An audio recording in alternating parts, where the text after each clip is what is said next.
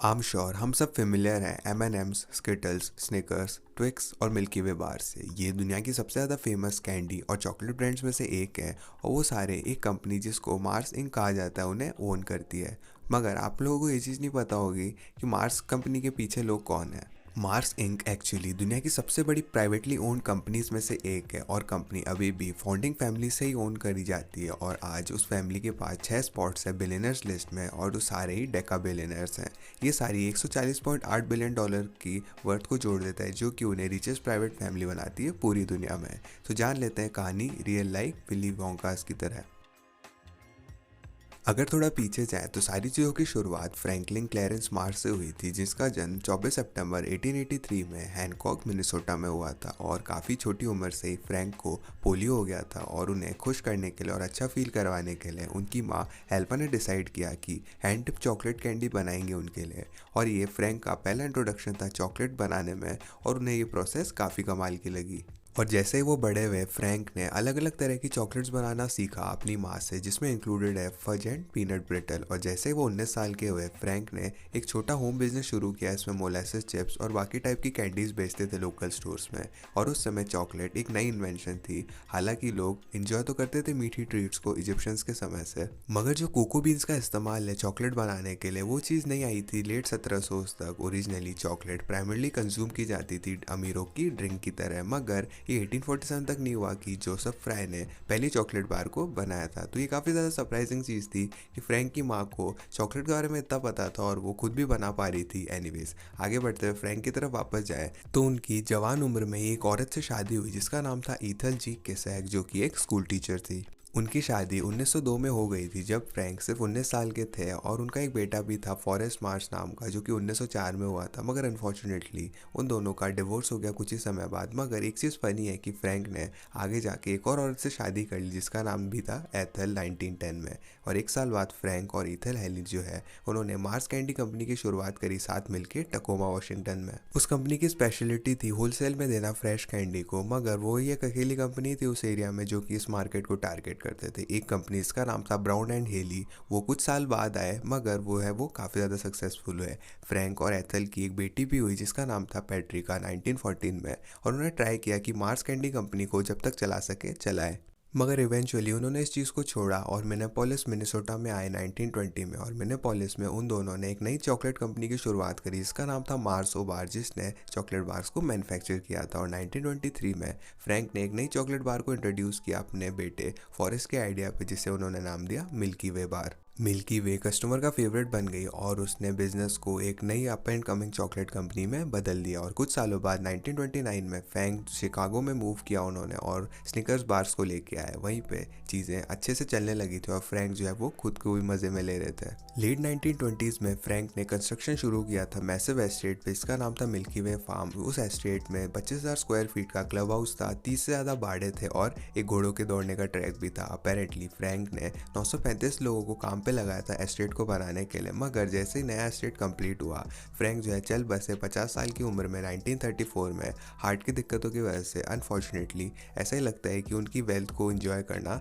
उनके नसीब में नहीं था। क्योंकि फ्रैंक की मौत हो चुकी थी तो कंपनी को चलाने की रिस्पॉन्सिबिलिटी नेचुरली उनके बच्चों पे आ गई। मगर उनका बेटा फॉरेस्ट जो है वो अपने रास्ते पे चल चुका था और क्योंकि फ्रैंक और उनकी पहली वाइफ एथल का डिवोर्स हो गया था फॉरेस्ट के जन्म के बाद, फॉरेस्ट जो है वो इतना पास नहीं था अपने पिता के। फॉरेस्ट और उनकी माँ कनाडा चले गए थे डिवोर्स के बाद और फॉरेस्ट ने अपने पिता को बहुत कम देखा था। फॉरेस्ट ने यूनिवर्सिटी ऑफ कैलिफोर्निया बेकरली को अटेंड किया था। इससे पहले वो येल में ट्रांसफ़र हो गया था और वहाँ पे उसने ग्रेजुएशन करी इंडस्ट्रियल इंजीनियरिंग डिग्री लेके 1928 में। ग्रेजुएशन के बाद फॉरेस्ट ने अपने पिता की कंपनी ज्वाइन करी मगर वहाँ पे ज़्यादा समय तक नहीं रहा। पहले तो फॉरेस्ट ने डेवलपमेंट देखी स्निकर्स और थ्री मस्कीटर्स बार की, मगर कुछ ही समय बाद फॉरेस्ट जो एक्सपेंड करना चाहते थे कंपनी को इंटरनेशनली। हाउएवर फ्रैंक का कोई भी इंटरेस्ट नहीं था कंपनी को इंटरनेशनली एक्सपेंड करने का। इवेंचुअली आर्गूमेंट बढ़ गया और फॉरेस्ट जो है वो इंग्लैंड में चला गया और इंग्लैंड में फॉरेस्ट ने जॉब्स ली नेस्ले और टॉबलर कंपनी में, मगर कभी भी उसने चॉकलेट की जड़ों को अपनी हटाया नहीं।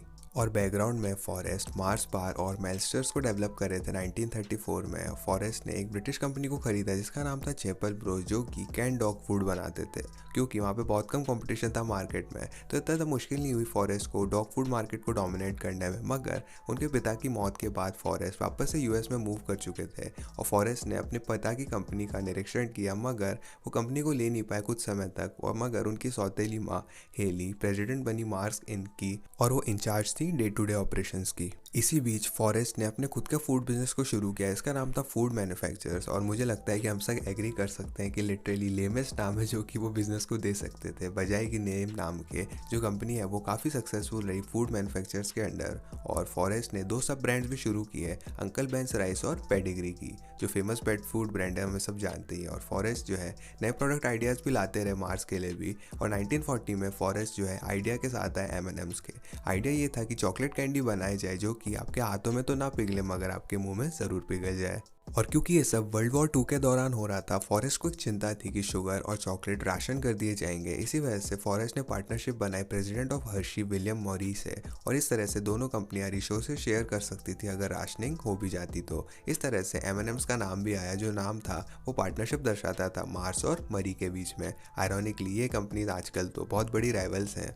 एनीवेज कुछ सालों बाद 1945 में फॉरेस्ट की सौतेली माँ चल बसी और उसने फॉरेस्ट और उनकी सौतेली बहन पेट्रिका को पूरी रिस्पॉन्सिबिलिटी दे दी कंपनी को चलाने के लिए। और 1954 में फॉरेस्ट ने पीनट M&M's को इंट्रोड्यूस किया। और fun fact, Forrest actually extremely allergic थे मूंगफलियों के, मगर फॉरेस्ट ने कंटिन्यू किया अपने पिता की कंपनी को चलाना और खुद की कंपनी को चलाना अलग अलग एक दूसरे से 10 सालों तक। मगर फाइनली 1964 में 30 सालों के बाद जब उनके पिता की मौत हुई थी, फॉरेस्ट ने दोनों कंपनीज को मर्ज कर दिया। अब ये चीज़ तो क्लियर नहीं है पेट्रिका के स्टेक के साथ क्या हुआ बिजनेस में, या फिर क्या पता उनके पास था भी या नहीं। पेट्रिका 1 साल बाद उनकी मौत हो गई 1965 में, और ऐसा नहीं लगता उनके पास कोई भी बच्चे थे। तो शायद फॉरेस्ट ने उनके स्टेक को विरासत में ले लिया, या फिर पहले ही उनके स्टेक को खरीद लिया जब वो जिंदा थी। अब कोई भी केस हो, फॉरेस्ट के पास पूरा बिजनेस आ चुका था। और क्योंकि फॉरेस्ट का मैसिव इन्फ्लुएंस था कंपनी में, शुरुआत करें मिल्की वे बार से बैक इन 1923 से, तो वही बेस्ट फिट थे उसके लिए। अगले दशक तक फॉरेस्ट ने काफ़ी मजबूती से कंपनी को चलाया। फॉरेस्ट नोटोरियस थे एक एक्सट्रीम टेम्पर होने के साथ ही, और साथ साथ वो वैल्यू करते थे पंक्चुअलिटी और परफॉर्मेंस को। फॉरेस्ट इंसेंटिवाइज करते थे इन ट्रेड्स को 10% बोनस देके सारे मार्स एम्प्लॉयज़ को।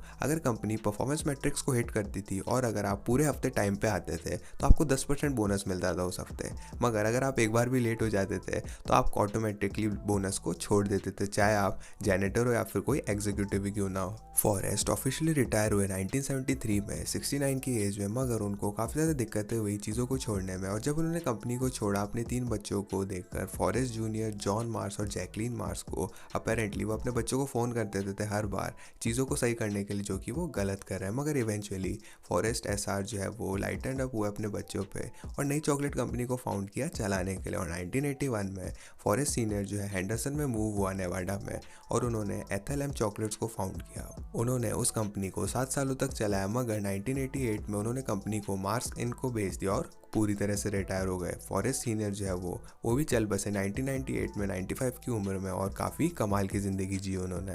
और मार्स इंक की बात करें तो कंपनी और बड़ी होती गई लीडरशिप में फॉरेस्ट के बच्चों में। और जब फॉरेस्ट सीनियर ने कंपनी को छोड़ा, जो बच्चे हैं हेडक्वार्टर्स मैकलीन वर्जीनिया में ले गए, और कंपनी जो है सुपर फेमस है सीक्रेटिव होने के लिए। तो हमारे पास ये सारी चीज़ों की इन्फॉर्मेशन तो नहीं है इंटरनल ऑपरेशन या फिर बिजनेस डिसीजन की, मगर एक एवेन्यू जो है ग्रोथ का हमें पता है वो है पब्लिक एक्विजिशंस। और जो बच्चे हैं वो एक्विजिशन से पीछे नहीं हटते। उन्होंने च्युइंगम कंपनी व्रिगली जूनियर को 2008 में खरीदा $23 बिलियन देके। इसी तरह से 3 पेट फूड ब्रांड P&G से खरीदे $2.9 बिलियन देके 2014 में, और उन्होंने नए एरियाज में भी एक्सपेंड किया एक्विजिशंस के साथ। फॉर एग्जांपल 2003 में मार्स ने एक्वेरियम फार्मास्यूटिकल्स को भी एक्वायर किया, जिसने कंपनी को अलाउ किया कि एक्वेरियम और पॉन्ड मार्केट्स में भी जा सके। सिमिलरली उन्होंने बेनिफिट पेट हॉस्पिटल को खरीदा 2007 में। उसके बाद से मार्स ने डबल डाउन किया वेटरनरी मार्केट में। मार्स ने आगे जाके ब्लू पर्ल वेटरनरी पार्टनर्स को 2015 में खरीदा, VCA इंक को 2017 में और लेनियस ग्रुप को 2018 में। और ये सारी एक्विजिशन जो है वो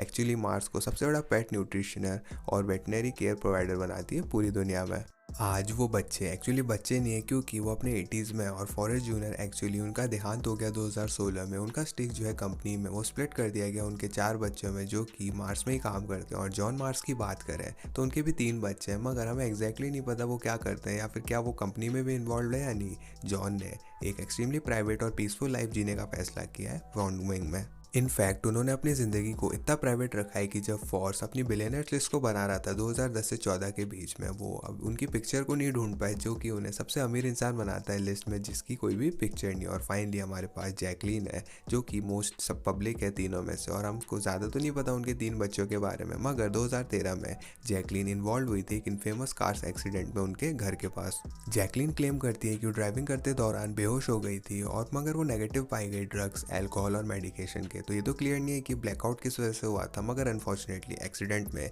एक इंसान की मौत हो गई और एक प्रेग्नेंट वुमेन जो है वो मिसकैरी कर चुकी थी। जैकलिन ने प्लेज किया गिल्टी होने का और अपोलोजाइज किया इंसिडेंट के लिए, मगर इवेंचुअली वो बच के निकल चुकी थी सिचुएशन से, एक छोटे से चार्ज के साथ, जो कि था खराब तरीके से ड्राइव करने का। और ये थी कहानी 141 बिलियन डॉलर की चॉकलेट फैमिली की। क्या आप लोगों को मार्स फैमिली के बारे में पता था? कमेंट करके ज़रूर बताना। साथ साथ इस वीडियो को लाइक भी कीजिएगा। अगर आपको स्निकर्स बहुत पसंद है तो अब ऑफ कोर्स हमारे डिस्कॉर्ड कम्युनिटी को ज्वाइन कीजिएगा फ्यूचर वीडियो आइडियाज़ देने के लिए, और चैनल को सब्सक्राइब कीजिएगा बाकी क्वेश्चंस लॉजिकली आंसर देखने के लिए। मैं था चिरंजीव, मैं मिलता हूँ आपसे अगली वीडियो में।